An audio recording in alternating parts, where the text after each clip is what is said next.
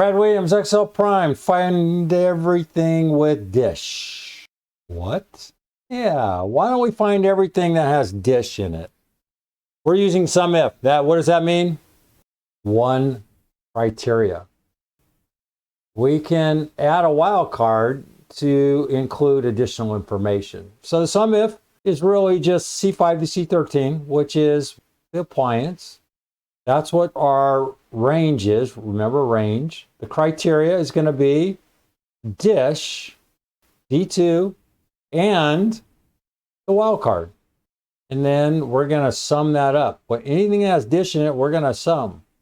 So we have dishwasher, 626. That's it. We're really, you can hit F9. And then we have COU. Well, what do we have here? We have counter. So we're going to get countertop.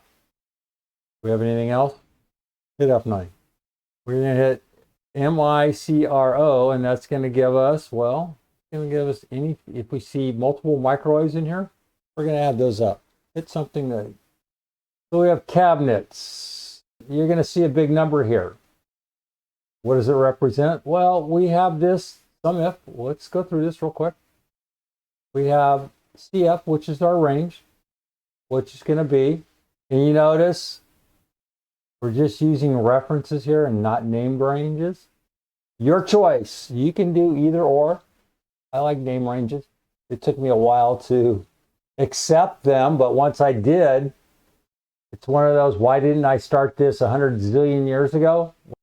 You're going to find name ranges really will save you a ton of time. Anyway, C5 to C13 is our range. Our criteria, a criteria, is D2. And then remember, we're concatenating.